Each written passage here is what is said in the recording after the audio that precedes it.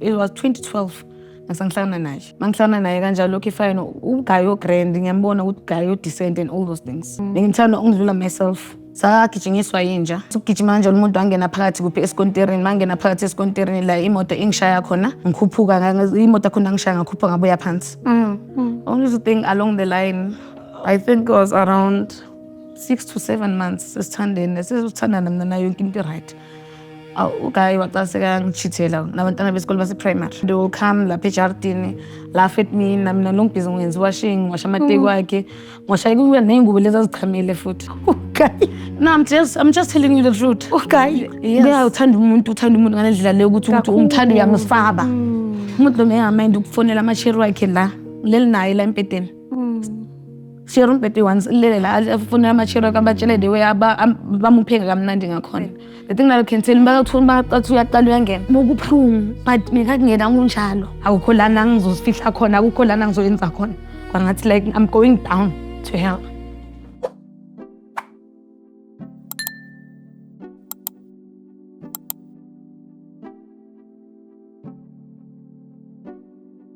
Sanibonani, Dumelang Absheni Molweni, igama Phindile Pelelihle, and this is a Soweto podcast, Beyond Survival. Thank you guys for the love and support. Siyabonga kakhulu. Thando lwenu ne welcome yenu. It means a lot to us, and don't forget to wena ula enhlizweni yami. Now guys, don't forget to like, comment, share, subscribe, and obviously hit the notification bell so you'll be notified every time we upload. Now today nginiphathele usisi omuhle ogorgeous uzosazisa ukuthi bani yena igama lakhe nokuthi ukhule kanjani ukhulephi nokuthi usiseleni namhlanje like please stay tuned guys. I can never stress this enough. Yabona that subscribe button means a lot on our end. It's free mahala. Just hit it nje wena uzobona ukuthi umehluko ongakanani oyenzayo empilweni zethu. Sawona sis. Sawona kanjani? Ngiyaphila njani? Ngiyaphila. Umuhle? Yeah, thank you very much. Same applies to you. Please tell us ubani wakuphi ukhulilephi uhlalaphi nje khule kanjani? Igama lami nguPhumzile kaMtshali. I grew up eYC Jabavu. As much I grew up eYC Jabavu, mengihamba nabangani bami sibuye esikolweni. We just told ourselves ukuthi no, mesambe sothenga something to eat because angeke ukwazi ukuzenzela ukudla ubalayite istove. Okay. Then after that sagijinyiswa yinja. Okay. Along the line inja yakhona muku ipitbull yaseNixton ngathi maybe angayivalelanga. Sagijima ukugijima kanjalo umuntu wangena phakathi kuphi eskonterini, mangena phakathi eskonterini la imoto ingishaya khona, ngikhuphuka imoto khona ngishaya ngakhupha ngabuya phansi. Imoto khona mangishaya ngakhupha ngabuya phansi, then I was at coma. Aba coma for 10 months. Ngiba coma for 10 months. Ithe isikhathi maloko samba. You understand? Along the line ngabona ukuthi izinto eziningi nje ukuthi like it seem like zang disturb ingqondweni yami. You understand? Zang disturb ingqondweni yami because mase ngibizwa ngamagama snacks. You understand? Ngohlanyosi ngiyahlanya ngislowlene esikolweni and so on. And that thing in destroy kakhulu emoyeni wami. Even namanje njengoba ngikhulile ngingaka angikwazi ukuthi I have to accept myself for who I am. Because manje might yabheka ezinye izinto mangithi ngiyazenza. You understand? Kwezinye ngiba positive, kwezinye zakhona ngiba negative, kwezinye zakhona ngiba neglective. You understand? So accident ikushaye unangaki? I was 6 years old. Okay, ubohamba wedwa? No, ngihamba nabangani bami. Okay, beningaki? Besi6. Okay, ishayise wena uyi-1 imoto? Yeah, yashayisa mina ngi-1. Kusho ukuthi ngathi sami nangigijima. Gijime mina ngashona kuphi eskonterini la bagijima bashona phezulu abanye bashona phansi kanti inja leyo busy gijimisana nami. Mina futhi la bekuyinhloboni le private car. Private car ngaze Mazda lawa kudala lawo. Yeah. But I don't remember ukuthi imoto la khona yipi. So i-damage eyenza emzimbeni i-accident le ekhosi ukuthi uhlale ecoma for 10 months bokuyini like bolimele kuphi? Like yangishaya straight and like because ngadamage kakhulu ikhanda. Because the way ngizwa ngakhona from a side la kagokwami. Because uma mina naye were not as communicate asabangani mama umuntu ngimngani naye ugokwami phose ngikhulise uye. Yeah. Gokwami uyangitshela ukuthi no la ikhanda la I have a zinc angazi bayibizani accordingly izinto lezi ama car accident and so on. Yes. So throughout your school years, yilapho experience ekhona bullying ngoba izinto like those thatha kade Yes. in terms of school work. My sister. And it was very, very difficult. Because even nanoma esikoleni bangibiza uhlanyosile, I would like noma uthisha uthothi busy uyabhala echalkboardini.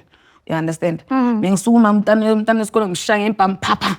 You understand? Sathi isitulo lesi esikole ngishaya ngaso itafula yesikole because like this thing like angazi or like or mugi anger or mugi depression or mugi I don't understand. Yeah. Angikwazi like explain ngingikwazi explain it all. No, bobona seyenzeka. Nami ngibona nje seyenzeka and so on. And mommy, she was always called esikoleni ukuthi no, I'm a slow learner. Bacela ukuthi angiphinisele kuphi ku accident fund. Bahambe bayongibheka kule machine le yakhona ingqondo and so on. I even once went na Sterfontein. Bakithi. Cabanga mangifika Sterfontein, I was like, mama ngizoyenzani lana?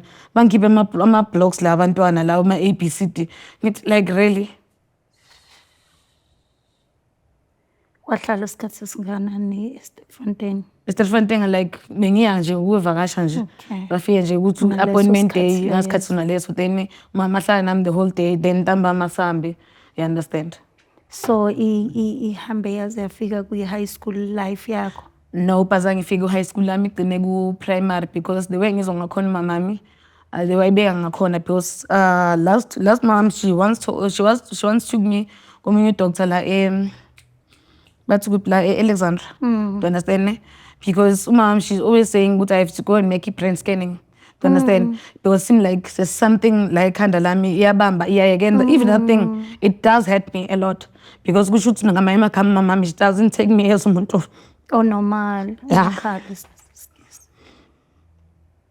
It affected this thing a lot. Too much. It affected. Can only imagine. Yeah. Ungakhala so right there. Yes. Ungakhala. So high school impilo ibe yazama ukuthi ibe ngconywana from that situation. No, even at high school they were calling my mom. You understand that? Still. And after they were calling my mom still. Things like they were like the way missing corner and also think the never level school sengisekela. Oh, bakithi. Because I did try, was 2011, I was doing grade 10. Ngaya first time, ngayekela. 2012, 2013 was the same thing. You understand? Ngayekela each and every first time of these 3 years. Logizo ngabona ngathi, you know what? Into engikwazi ukuyimela ukuthi each and every time, I have to be bullied.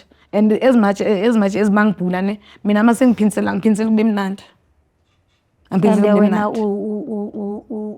so bizwe ngaleli gama leli vele so yazi ukuthi nanoma ungazuphinisele ngoba bazothi hayi lo uyahlanya. Yes. I can imagine ukuthi bikhetha kangakanani leyo experience nje.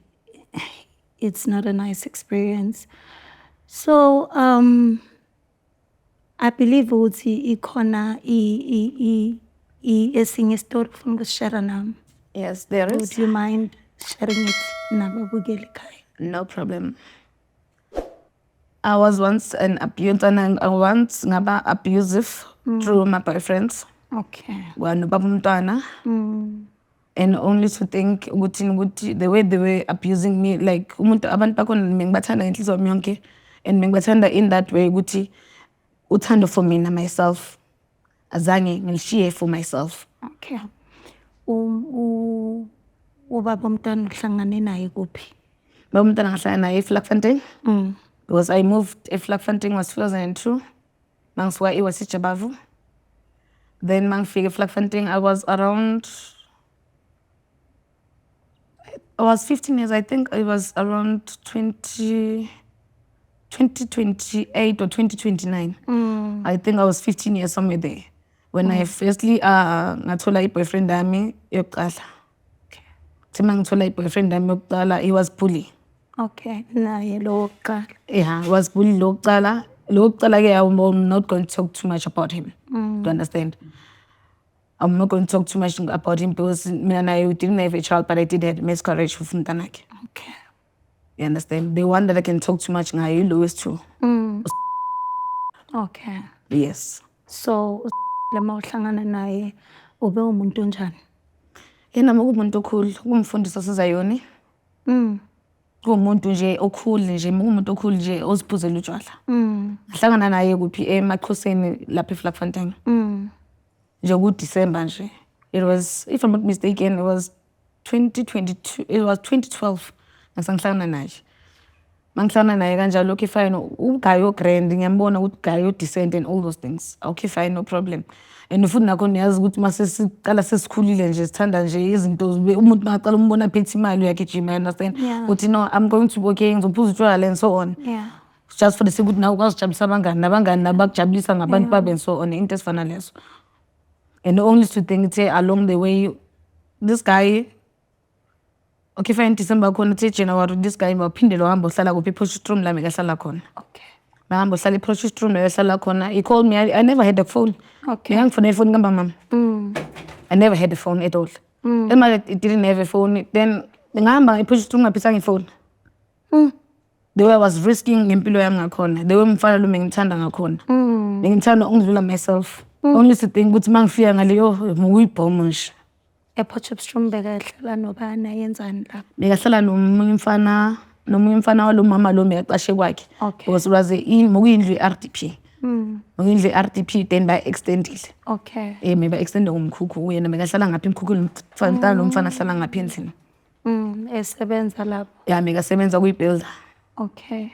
So naqala ukuthandana, take me through it. Siqala sathandana ngoba mnandi yonke into right. Only thing along the line, I think it was around 6 to 7 months sesithandene sesithandana mina nayo yonke into right. Ugayi waqala sekangithithela nabantwana besikole base primary. Kama qala ngithithela nabantwana base primary, abantwana base primary will come lapha ejardini, laugh at me mina lo ngibhizi ngenza washing, washa amateki wakhe, ngwasha kuba nengubo lezi azichamile futhi namateki. Okay. No, I'm just telling you the truth. Okay. Yes. Hayi wena uzokushaya. No, I'm just telling you the truth. I'm just telling you the truth. You understand? And the only to think that guy doing ngithanda khona bengivuke ekseni bekela amanzi okugeza geza. Ngenzela isikhaftini. Ngimenzela ibreakfast. You understand? Ngisale ngiclean ngenze yonke into. Amanzi washiye lapho ne-underpant ngaphakathi seyeshiya namasokisi wakhe lapho phansi. That one was my job to do. The way mfana lo khona ngiyabona, have you uthanda umuntu ngalendlela leyo ukuthi umthanda uyamsaba. Yamsaba umuntu wakhona umthanda ukuthi uyamsaba. Angakakenzi nix. Akakenzi nix umuntu wakhona akaza nisani sakho sasa. Uthanda ukuthi uyamsaba. The way lo mfana lo nami ngimthanda ngakhona but ekugcineni izinto engihlangabezane nazo yoko. Like Bekana ngakhi yena this guy at the time? He was 28. Wena? That time I think I was 23. No, I was 20. No, I was 21 years old, if I'm not mistaken. You understand? I was 21 years old somewhere. So, nathandana for how long before uqala ukubona izinto ishintsha? No, like I can say man counter with December. I think it was 8 months. You understand? Man count later because it was no August. Sithandane from December till August. I think it's 8 or 9 months somewhere there. You understand? Then siqala ukuchintsha. Qala uyachitha ngabantwana besikolo, ikhanda lami up to date. Anginanto zokugeza, anginakudla endlini, anginani uthengela amantombazana abancane nje abantwana besikolo base primary. Yeah. And the only thing this guy ungithole ngibhema ngithole ngiphuza. But this guy ngishayela ukuthi ngiyabhema. Angishaya ukuthi ngiyabhema, this guy ngithi ngishaya ngizwe ngathi la endlebeni la kunogesi khala bomzwingi. You understand? Angishaya ngihlangana neoff. Ngihlangana nefurniture. This guy ngishaya ngakhona. Akubangisa nje ukuthi ngiyabhema. Angitshela ukuthi yena akafuni inkawuza in kwasho wacima in. Lokho kakhuluma into eziningi nje engazi-understand. Mara ungithole ngibhema ngithole ngiphuza. You pregnant at the time? I only find out 3 months later that I was pregnant. When I find out I was 3 months pregnant, I called my mom. I told my mom ukuthi yazi mama la ngihleli khona ngisahlelanga mnandi. Ngicela ungifakele imali yokugibela, ngifuna ukugibela, ngifuna ukubuyela ekhaya. I was crying inyembezi. Khala inyembezi, ngifona umama. Mama ngitshela ukuthi mntana kwamanje imali anginayo. But ngakwazi ukuhamba manje ngimashonisa ngiyofuna 150 ukuthi ukwazi ukubuya from lapho. My mother, she even asked me ukuthi ngizokutshela kanjani ukuthi nayi imali ngiyifakile ngisendele I-me number yini. I even told my mom, no, wena ungayihluphi ngoyisenda namhlanje uzothi kusasa maqeda ukuphuma nje ungenzela please call or ngokufonele. Ngithe ukuthi mama ngiphe I-me number ngiphe ne-pin number. Bo safuni. Ayo ngingasafuni nix. Ngingasafuni thing transfer. Yenza ukuthi ugcine ufika kuleyo situation. No, like this guy mekangidelela in that extreme ukuthi like abuse physically and emotionally and verbally futhi. You understand? Umuntu mengamind ukufonela amashare wakhe la naye la empedeni. Share umpete once lele la afonela amashare wakhe abatshele the way bamuphenga kamnandi ngakhona. The way ngiba ngathi bangaphinda. And that thing was painful. And also think nama STI. Drops that I was getting. And only to think kule STI na little drop le mengiphethe. They in my vagina. Do you understand? The thing that I can tell bathi uyaqala uyangena. Mokubuhlungu but mina ngingena kunjalo. Mengihlezi lungise clinic lapha ne-Potchefstroom clinic ngayazi. E-Potchefstroom. Ngayazi e-Potchefstroom. Only to think ngithe mangithi ngifika kuphi ngifika ngahamba ke ngafika eVlakfontein. Sema ngifika eVlakfontein ngafika ngathenga e-lens ngafika ngathenga pregnancy test. Ngathenga into ezincane zokugeza ngale mali lesele lo mama ngisendele yona. Ukuthi mama ngathi bangifika ngala naye azongifaka eminye imibuzo and so on. I stayed 5 months and 2 weeks. Long as I'm pregnancy test lokathi negative. Sema zithi 5 months and 2 weeks ila ithi positive khona. Base ngiye clinic. But we have to do kumele siyenze HIV test. I want to think there ayithe mayiphuma friend of was HIV positive. Ngibona ngathi umhlaba lo uyavuleka. Awukho lana ngizofihla khona, akukho lana ngizoyenza khona. Kwangathi like I'm going down to hell.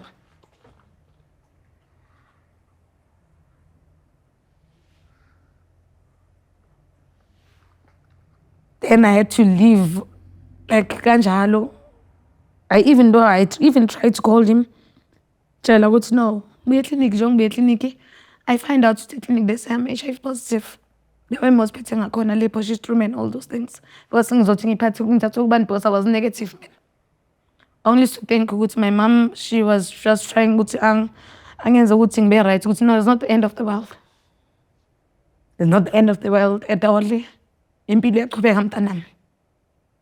Wena nje zele clinic uphuza amaphilisi wakho. Thema ngicela ungimfonela njani nangu uyafika the week after. Ngafika the week after uzovusela amanxeba futhi onsana like that. Like I don't want to lie, it's very painful. Really very painful. And the way izinto like nanoma athi uyabuya kimi no sorry akanaye. Sorry mekanganaye at all sorry. Nokusola mengazibukhombisa njengomuntu osolayo. I want to think isikhathi maloko sihamba long pregnant, he never gave me imali ukuthi ngihambe ngebhara. He never gave me imali ukuthi ngihambe ngiye clinic. Each and everything mebona umama ukuthi ngiphuma kanjani.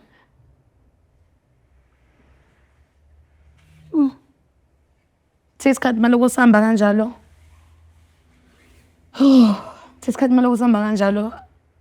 This guy, okay, wangijolela futhi like ngipregnant umjolela noyintombazana seZimbabwe. I still remember igama lentombazana memory. Bebahlala bonke emadala. This girl, they came through extension 3 eVlakfontein. La ngihlala khona. Ugayi ujwayele ukuza kithi angene kithi bayamaza ngithi. That day wangifonela ngicela sihlangane khoneni la kuthengiswa khona ama-veg. I asked guy from nini wena ungangeni kithi mongifuna. You understand? Nafuna nakho nje ukuthi maybe ufuna ungilethela imali ukuthi Monday vele mengiya kuphi mengiya eBhara. Hawu mangithi ugayi ungizela nigele. And like inyanga zami zisondele ukuthi ngipepe. Just sokusele nje amaviki inyanga ukuthi ngipepe. Kaye kanti ungizela necherry yakhe. Ungitshela ukuthi icherry yakhe umuntu wakhe lona pregnant. Mina umntana ngipregnant nasumntanakhe. Do you know what did I do?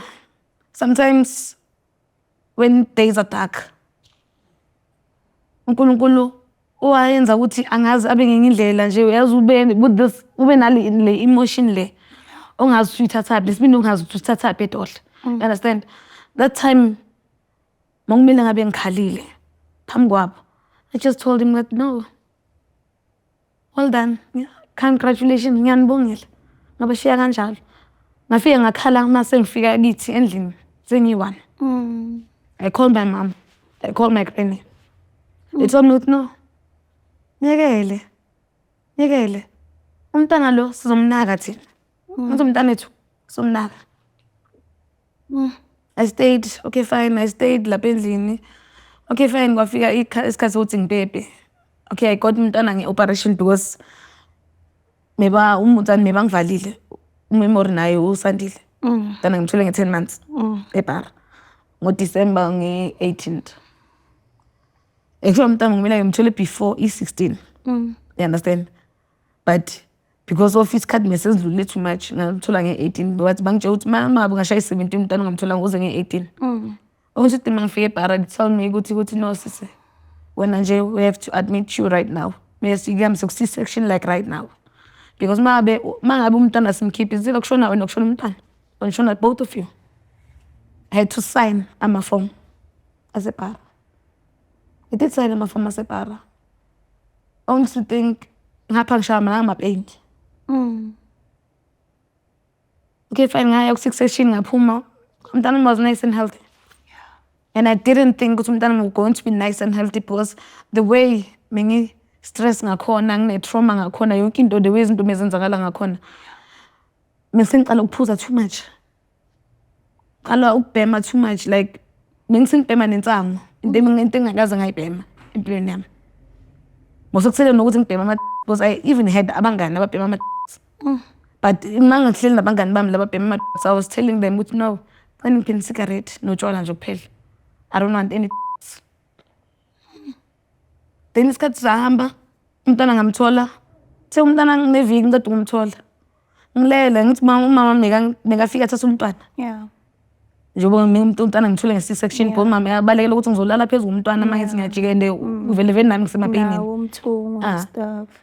Oh mama mekahleza lokho alethi umntana makavule ngizomncelisa. Amthathe. Ngibuyise ngizomncelisa mama ukhona kaya ngimsebenzini mengivisana ngikhambi. Khamile bezane ebhodleleni.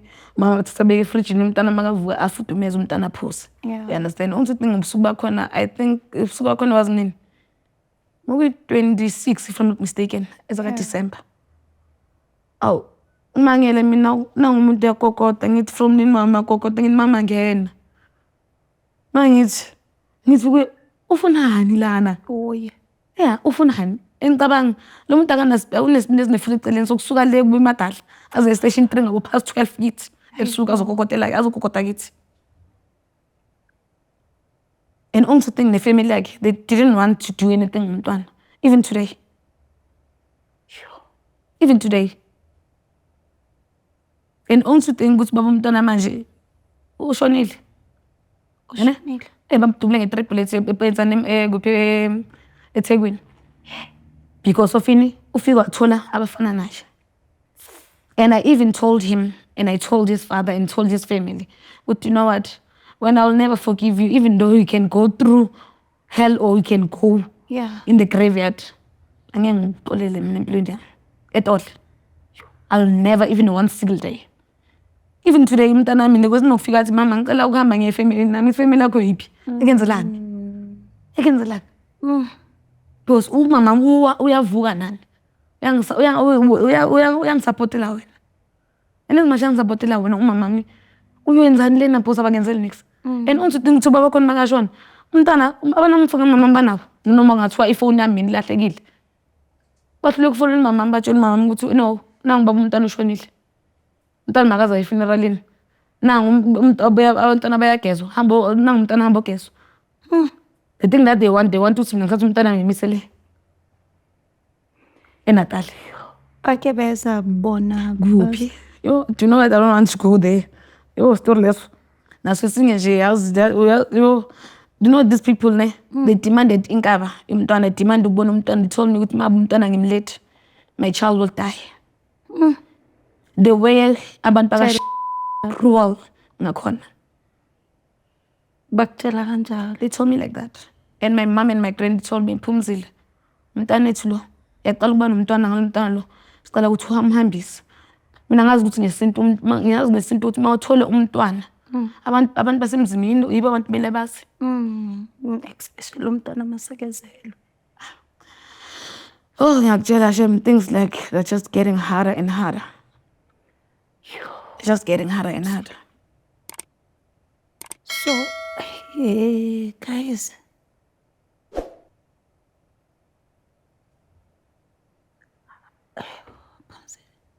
how old is the child?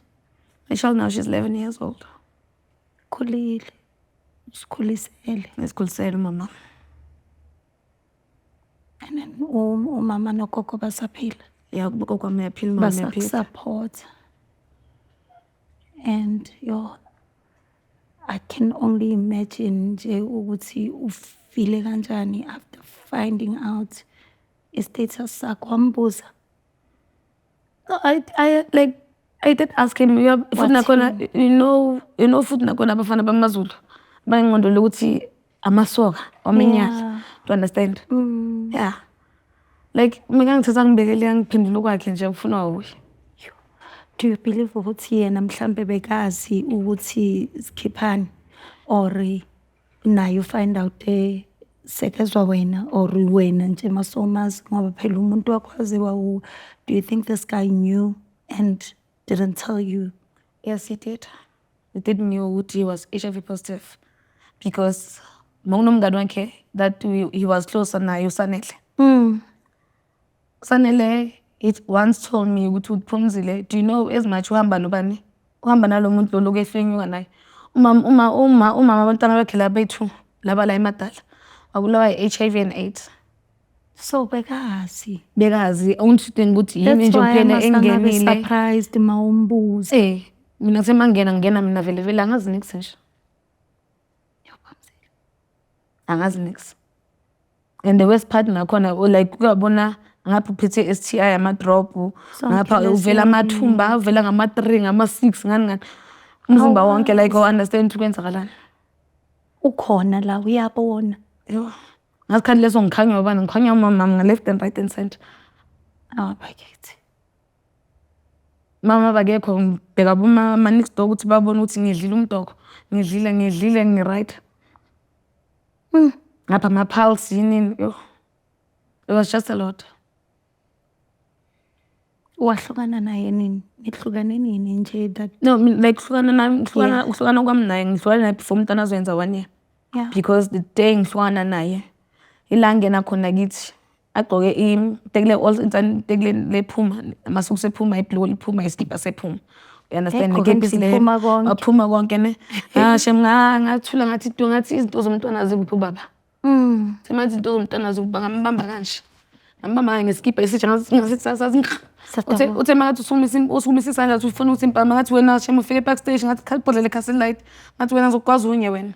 Yeah. And consider yourself like section 3 like fanting. Consider yourself a dead person ukuthi wona nanjana kahle. Ilapho wabona kahle ukuthi yazi na ngiyakwazi ukuzimela ezumuntu esifazana because wabona iside lakhe angalazi because yazi ntwana uthando lo menginalo for yena. Live sana perisha out of nowhere. Even la nyamalala out of nowhere because mesengikhathele. Mesengitshela ukuthi enough it is enough. Sengikhathele ukuba victim. Kathi kuba victim umuntu ozokushaya upregnant umuntu ozokushaya noma ungeke pregnant umuntu ozokushayela ukuthi uphumile uye ngapha ku cousin yakho uyabuya uzokutshela hayi that guy I don't know neskwele naphandle kwesikhwele ne I will say mega controller muy control freak as if like ungikhiphela inkomo or I don't understand. And what I fail to understand ukuthi umshaya kanjani umuntu omaziyo ukuthi uke walimala engozini yemoto and uyayazi situation yakho, why bekayenza kanjalo? Because uyakudamage even worse. I don't know. Do you think he ever loved you? Nope. He wasn't like the way ngibona khona bekangithandi bekangiyuzwa nje kuphela. Yeah, ne? Awungixoxele kancane ngale ndaba yakhe yokudutshulwa, bekungasekho la eSoweto? Nope. Desibukele ekhaya. Bekase like the way ngizwa ngakhona ngobabakhe. Babakhe athi waba nomunye ubaba wamthatha. Wacela ukuthi uhambe umakhela. Angithi umuntu wakhaya. Kwama makhela eThekwini.Thi makafika eThekwini kusho lo baba lo ufika umlaqaza. Kanti mamlaqaza umlaqazela kusisi wakhe. Amqazela kusisi wakhe kanti labantu laba bazopenetrate abayenza into zabo angithi. Bayenza into zabo kanjalo. Watholakala ukuthi Khefine bagcese bathandana. Lokakha ngapha. Only to think intombazane lena ngazi bathi meka nendumba. Kuphi erumini like indumba or insani umsama, I don't understand. You understand? Meaning bekangathi Inyanga or something like that. Then kuthiwa utholakele alele intombazana lapho intombazane lengikho emsebenzini. You understand? Kulo room lobo tholakala ukuthi vele babhizi phezu kombheda intombazana lesho. Intombazane le yathi nathi ufuna ukuthi athenga umbheda wakhe omusha acleanane nomsamo wakhe. You understand? Ungithi thinking ugayi baba konfonela ukuthi no nginomsebenzi ngapha. Ubaba wakhe wafonela labantu labatshe ukuthi no umbheda uyadura. Ukwenza umsebenzi kuyadura. Ngomthi ayenza into eyi-1 isikhathi esisodwa okunye uzobuya kwenza. I don't know this girl ukuthi kwenzakaleni. Kusho this girl umfonele ukuthi hayi nayi imali ngiyakufakela imali ugibele obushi. Mina nawe sese right. Kusho ukuthi semangagibela into lo busy yamfonela ukuphi. Uthe mangaqeda kuyehla nje estobhini. Ngaplay 3 ngidewe ngizwa ngakhona ngizwa bathi mama mekathengisa umbila lapha. Yeah. Mama kho bathi nayi wadubuleka nge1 plate. Oh bakithi. Sangashone kodwa ne. Yena unzani mama kho zangashona umuntu washona uye at the same spot. Even nanoma ngize noma into yakhona ngizwa angaline I was painful for the sake of umntanami because mengasafuna umntana ukuthi aye khona lapha. You understand? Ukuthi umntanami ngizomtshela ngithini kuye. Because umntanami mekangibuza amagama abhlungu mama banjani labana bobaba mina ngingana baba. And that the question le uzobuzwa umntana omncane, do you know how painful it is? And uthe umntana makangibuza that question she was around 6 or 7 years somewhere there. Ongazi ukuthi uzoyiqala uyithini le ndaba. Yeah. But hopefully like yabona namanje ngithanda ukuthi she can understand. She can understand ukuthi yabona umama makathi uthi. Do you feel like ikhama imtholile? Neyazi ikhama? Ikhama yabona mhlawumbe mangayenza umuntu into ebuhlungu. And then izinto lezi zakhe bekezenza wena zikhoraphe naye. Yeah, I do understand. Do you feel like baby daddy ikhama yakho imtholile? Yeah. Ubuhlungu balezi zinto bekakwenza zona. Yes, I do. Even nanoma that thing it happened ingazange yenzwe yimi. Because I want into yakho ngifuna ukuzenzela mina ngokwami. Yeah, cause ngiyayizwa mawuthi yes ufile kabuhlungu ukuthi ushonile ngoba umntwana. Cause wena naye nina lifetime bond but eyokuthi yenzekile you actually felt relieved. Yeah, I'm still relieved but mina ngifuna ukuzibulalela yena ngokwakhe. That pain angizona ngifuna ukumbulala slowly by surely. Ukuthi naye that pain I feel le pain lena le angifilise yona. So umntwana wakho is the only child you have? No, I have 2 children. I have another one, she's 7 years old. Okay, so wakwazi ukumove on after yonke le situation eyenzeka nobaba wengane yakho yokuqala. Yes. Take me through ukwazi kanjani ukudlula kuleyo situation, wakwazi kanjani ukuheal from a situation le yayenzeka kuwe. Mhlambe khona umuntu osekhaya okusimilar situation ongazi ukuthi aphume kanjani, yini ongayisho kuye lo muntu just ukumkhuthaza. Ukuphuma kwami kule situation lena ngiphume ngokuthi ngizitshele ukuthi ngithanda Ngithanda abanye abantu, ngirespect abanye abantu, ngipha abanye abantu dignity, honor abanye abantu. Now all of those things ngaziphi zona. Then I told myself, let me just give this package. Ngizinikeze mina. Ukuzinikeza mina ngibone ukuthi what's going to happen. What's going to happen? Uzithande wena. Ngizithande mina, ngizirespect, ngizihonor, ngiziphi dignity. Yeah. Themba ngiqeda ukuzinikeza zonke izinto lezi. Lapho khona sengicala ngathi ngiyaphaphama khona ngithi yazini isn't the end of the world. Mama hleza lo kangitshela ukuthi is not the end of the world. Hlezi ngikhala no imcamelo wami lokuhlezi ugcwele inyembezi. It's not a solution. A solution ukuthi I have to accept and I have to forgive myself before I can forgive another particular person. Ngikwazi ukudlula khona lapho. Wamxolela kodwa Yeah, yena ngimxolele because vele akasekho ngizobamba amagqubu ngithi ngibambele umuntu oshonile ngizobamba amagqubu kanjani. Ngisangathi no, ngiyamxolela. Lalaleli khona lale kahle. Then obanye abantu laba ngala ngaphandle. Into engizoyisho is not the end of the world. It's not the end of the world. Umdala umncane uyi-2000 uhamba lokuchintshana nabafana or abafana bachintshana namantombazana. You end up finding yourself in this situation enguyo. To understand? Uvesane nje uzitshela into eyi-one ukuthi noma usithole u-HIV positive, you understand? Uzitshela into eyi-one ukuthi no, you have to love yourself, uzirespect, uyenze yonke into, uzitshela into eyi-one ukuthi no, angeke ngithande umfana ukuzindlulisa mina. And if noma uyitholile that thing ukuthi uya HIV positive, it's not the end of the world. And it will never be the end of the world. It's just the beginning of the world. Just the beginning of impilo yakho. Because mangabe awudlula kuma challenges, impilo angeke kube lula. Don't think ukuthi impilo ubona umuntu le phezulu, ungazithi umuntu ufike kanjani le phezulu uzitshela ukuthi no, wena ufuna ukugibela step ladder, ufuna uzibone le phezulu akabhlungu. Step ladder sifuna ukuthi usithathe step by step. Inkinga ukuthi nathi nami njengoba ngiso ngize ngisithole ku situation enguyo is because ukuthi ngisuke ngaphaphela impilo ngaya forward. Ngaba forward ngempilo yami.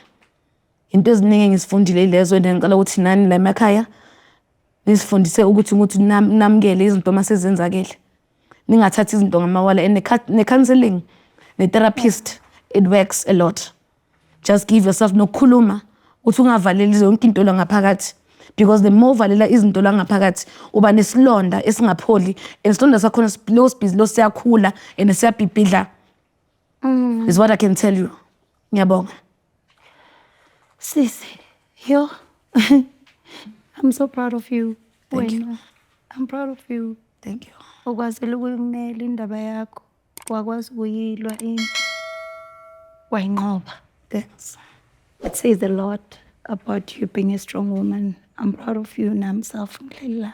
Thanks. You inspire me. Eksenini, you're not afraid to speak your truth. Yes. You are not. You own your truth. Yes. Understand, and you face your challenges head on. I'm super proud of you, General. Thank you. So, Gilumakaya, I can as well. If guys are not inspired, and if you didn't take one or two of History Saga Sisi and actually learn from it, so please don't forget to like, share, comment, subscribe, and obviously hit that notification bell and give it a thumbs up, and also comment down below. Yazin, comment down below. See like hi, Kailum Futumal, Kailuk Tula Nokola, and till next time. I'm out. Bye.